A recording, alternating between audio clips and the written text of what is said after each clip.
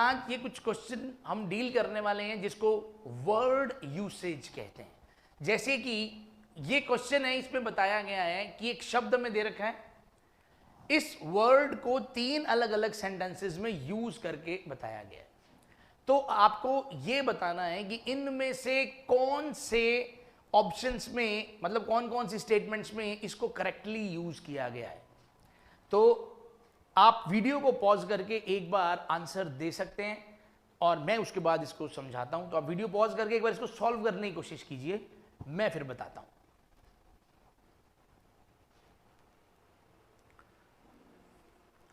So I hope guys आपने इसको solve करने की कोशिश की होगी। तो हम बढ़ते हैं आगे। सो गाइज, उम्मीद है आप में से बहुत सारे लोगों ने शायद आंसर सही दिया हो, फिर भी मैं बताता हूं। देखिए गाइज, अब इसका आंसर आपको दिखाई दे ही रहा है कि बी और सी, यानी सिर्फ और सिर्फ बी और सी ऐसे सेंटेंसेस हैं जिनके अंदर होल्ड का जो मीनिंग, जो होल्ड वर्ड है, उसको सही तरीके से यूज किया गया है। देखिए जी, अब पहले तो हमने ये देखना चाहिए कि होल्ड का मीनिंग क्या होता है। सो गाइस, होल्ड जो एक वर्ड है, ये एक वर्ब की तरह भी काम कर सकता है और एक नाउन की तरह भी काम कर सकता है। वर्ब में इसका मतलब होता है चोरी चोरी कुछ इकट्ठा करना और बल्क में इकट्ठा करना। चोरी चोरी, to collect, to gather something secretly in large amounts. ठीक है जी, थोड़ा सा मैं लिख भी देता हूं, टू गैदर या कलेक्ट समथिंग सीक्रेटली। क्लियर है जी। उसके बाद अगर मैं बात करूं नाउन की, तो नाउन में भी इसका मतलब होता है कि धीरे धीरे या चुपके चुपके, अगर मैं कहूं सीक्रेट मैनर में, अगर आपने कुछ कलेक्ट किया है, ठीक है, अगर कोई चीज अगर आपने सीक्रेट मैनर में कलेक्ट कर ली है तो वो भी होर्ड कहलाती है। ठीक है जी, तो वो भी होर्ड कहलाती है। क्लियर है। देखिए जी, तो अभी यहां पे हमें दिख रहा है we have acquired a horde of information about this work, मतलब हमने बहुत सारी इंफॉर्मेशन प्राप्त कर ली है अबाउट उसके काम के बारे में। तो यहां पे होल्ड का मीनिंग बिल्कुल सही तरीके से यूटिलाइज्ड हुआ है, कोई इश्यू नहीं है। He had a horde of antiques, यानी उसके पास भंडार है। तो जैसे मैंने नाउन में कहा ना, तो नाउन में भी इसका मतलब भंडार जैसा है, लेकिन ऐसा भंडार जो आपने सीक्रेट मैनर में इकट्ठा किया किसी चीज का। होर्ड ऑफ एंटीक्स, एंटीक्स का मतलब मालूम ही है सबको, ऐसी चीजें जो बहुत पुरानी होती है और बहुत कम लोगों के पास होती हैं। Antique stored in his basement, तो उसने भंडार है उसके पास एंटीक्स का, जो कि उसके बेसमेंट में उसने स्टोर किया है। यही 2 सेंटेंसेस हैं जिनमें होर्ड वर्ड का मीनिंग बिल्कुल ढंग से यूज हुआ है, मतलब बिल्कुल करेक्टली जो है वो यूज हुआ है।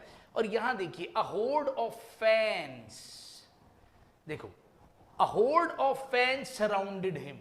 देखो, अब फैंस की भीड़ को होर्ड नहीं कहते। नेक्स्ट पे, ठीक है, ये क्वेश्चन जरूर 3 है लेकिन आप टेंशन मत लेना, ठीक है। तो ये क्वेश्चन आपके सामने है। सो आप वीडियो को पॉज करके इसको अटेम्प्ट करने की कोशिश कीजिए और मैं फिर देता हूं इसका आंसर।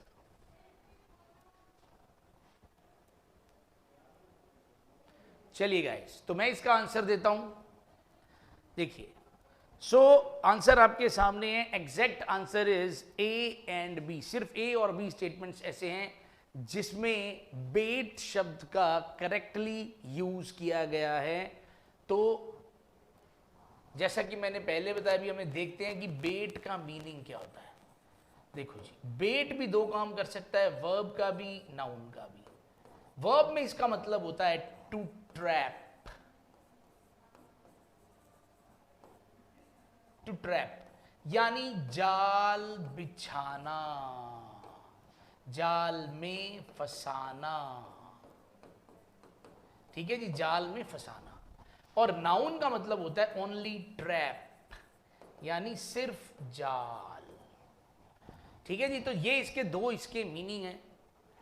तो अब देखते हैं कि कैसे ये सही है और कैसी कोई चीज गलत है। देखिए, he did Indeed preach, preach का मतलब होता है उपदेश देना, तो उसने इंडीड यानी वाकई, एक्चुअली सच में, तो उसने सच में उपदेश दिया किसका, नेकी का, ईमानदारी का। राइटियसनेस का मतलब ही क्या होता है, नेकी, ईमानदारी, ठीक है, and judgement to come, but this was merely a bet for the unwary. Unwary क्या होता है, देखो एक शब्द होता है WARY, वेरी, वेरी का मतलब होता है जो बंदा चौकन्ना हो, अलर्ट हो, ठीक है जी, जो बंदा बिल्कुल क्या हो, अलर्ट हो।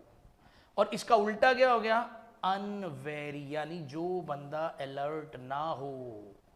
यानी उसने कहा कि हालांकि वो बातें तो ऐसी करता है, लेकिन ये सिर्फ एक जाल है उन लोगों के लिए जो अलर्ट नहीं है, यानी वो जाल में फंस जाए, मीठी मीठी बातों में, अच्छी अच्छी बातों में, जैसा भी आप कह दो। यहां बेट का मीनिंग यूज हो रहा है करेक्ट तरीके से। The only bet he could find was a bright red blossom from a flower. तो बिल्कुल सही है कि उसको एक, वो कहता है कि जो एक बेट, जो जाल या कोई ऐसी चीज जिससे को अट्रैक्ट किया जा सके, मिली उसको, वो क्या थी, ब्राइट रेड ब्लॉसम था किसी फ्लावर में से। और वो जानता था कि जो मछलियां होती हैं उनको मूर्ख बनाया जा सकता है, ठीक है, क्योंकि ब्राइट कलर से वो अट्रैक्ट हो जाती हैं। So he decided to try the blossom. तो बिल्कुल सही है, यहाँ पे मछली को फंसाने के लिए बेट जो है, ये मछली को उल्टा, मछली जब मछली पकड़ने जाते हैं या तो उसके लिए जो स्पेशल दाना होता है, जो जिससे मछली, इसको मछली खाने आती है और जाल में फंस जाती है, उसको, उसका नाम ही बेट होता है, ठीक है। तो वो नाउन में भी यूज किया जा सकता है। तो बिल्कुल सही है यहाँ पे, it is a safe bet that no one has ever asked that question before and yet this system is designed to answer it. ये बड़ा ही एक सेफ जाल है कि किसी ने आज तक इस क्वेश्चन का आंसर नहीं किया, और फिर भी सिस्टम जो है वो डिजाइंड है इसका आंसर देने के लिए। तो देखो इसमें कोई चालाकी वाली, कोई जालसाजी वाली तो कोई बात हो ही नहीं रही कि कोई किसी में कुछ फंस रहा है। इस वजह से यहाँ पे हमें जो है ऐसा कुछ भी नहीं दिखाई दे रहा जहाँ पे बेट वर्ड का यूज यहाँ पे करना पड़े हमें, ठीक है जी। तो यहाँ पे इसी वजह से सी सही नहीं है और ए और बी ही करेक्ट इसका आंसर है, ठीक है। अच्छा गाइज, मैं ये भी मीनिंग आपको बताना चाहता हूँ कि आप चाहें तो इसको याद कर सकते हैं। देखो अगर मैं इसको हिंदी में पढ़ूँ ना तो ये वेरी जैसा लग रहा है, और वेरी का मतलब होता है दुश्मन,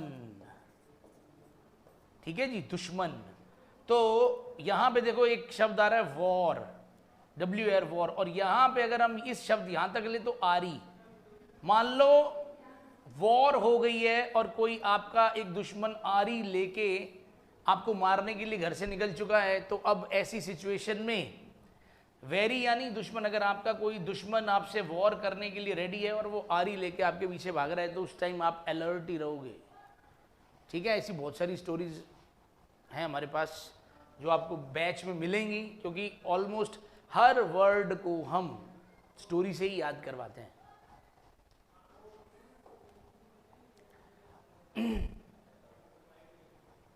चलिए जी, एक और क्वेश्चन आपके लिए।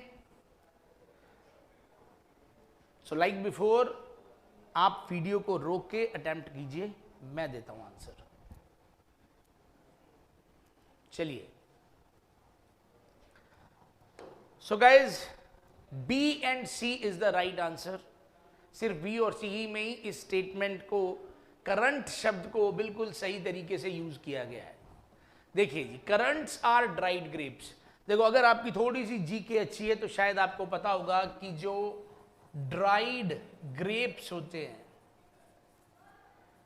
ड्राइड ग्रेप्स को रेजिन्स कहा जाता है, ठीक है ना, किशमिश जिसको बोलते हैं। लेकिन किशमिश का एक और टाइप होता है जिसको करंट भी कहा जाता है, बस स्पेलिंग में थोड़ा फर्क है। CURRA, वो ए से होता है। एक और, ये भी एक ड्राइड ग्रेप्स की एक किस्म है, लेकिन स्पेलिंग फर्क है। तो अगर यहां करंट्स लिखा होता तो ये सही हो जाता, लेकिन गलत हो गया। करंट एडजेक्टिव होता है, कोई दिक्कत नहीं है, यहां बिल्कुल सही है। The fashion is current now days, ठीक है, यहां पे भी कोई दिक्कत नहीं कि फैशन ये करंट में चल रहा है आजकल। द करंट यानी धारा, जिसको आप स्ट्रीम भी कहते हो, जिसको आप स्ट्रीम भी कहते हो, कोई दिक्कत नहीं है। The stream of this river is very strong, कोई इशू नहीं है, बिल्कुल सही है। ये दोनों के दोनों बिल्कुल सही है, इसी वजह से बी और सी इज द करेक्ट आंसर। चलिए जी, देखिए एक और क्वेश्चन है आपके सामने, कीजिए कोशिश इसको सॉल्व करने की। ठीक है, stop the video, solve it, try to solve it, और मैं बढ़ता हूं अब आगे। सो मैं देता हूं गाइस इसका आंसर। सिर्फ ए में और सी में ही इस वर्ड को, टीम को ढंग से यूज किया गया है। इसमें कोई दिक्कत नहीं है गाइस कि we have a team of 8 working on product development. ठीक है जी, कोई दिक्कत नहीं है कि हम 8 की टीम है, कोई भी दिक्कत नहीं है, बिल्कुल okay. We have a team of 8, कोई दिक्कत नहीं है। You can team up with one other class member, कोई दिक्कत नहीं कि आप जो है टीम बना सकते हो अपने किसी और क्लास मेंबर के साथ, जुड़ जाओ। ठीक है ना, आप जुड़ जाओ, टीम अप यानी आप जुड़ जाओ। देखो अब यहां पे टीम अप भी एक फ्रेजल वर्ब था, टीम अप एक फ्रेजल वर्ब था जिसके अंदर ये चीज वर्ब थी, ये प्रेपोजिशन है, तो ये टोटल फ्रेजल वर्ब थी टीम अप। और दरअसल एक और फ्रेजल वर्ब होती है, वो TEEM से होती है, team down. Team down, team down का मतलब होता है, टीम डाउन भी एक फ्रेजल वर्ब होती है। टीम डाउन भी एक फ्रेजल वर्ब होती है जिसका मीनिंग होता है टू रेन हैवीली, जिसका मतलब होता है टू रेन हैवीली। ठीक है जी, अब देखिए, तो अगर मैं ऐसा कोई मूसलाधार बारिश होना, तो अगर मैं कुछ ऐसा लिख दूं कि it has been teeming down all day, तो क्या मीनिंग हुआ? It has been teeming down all day, यानी मूसलाधार बारिश हो रही है पूरे दिन से। सो गाइज, यहां अगर ये एक ई लगा होता ए की जगह तो सही हो जाता। ठीक है ना, the rain was teeming down, तो बिल्कुल सही हो जाता।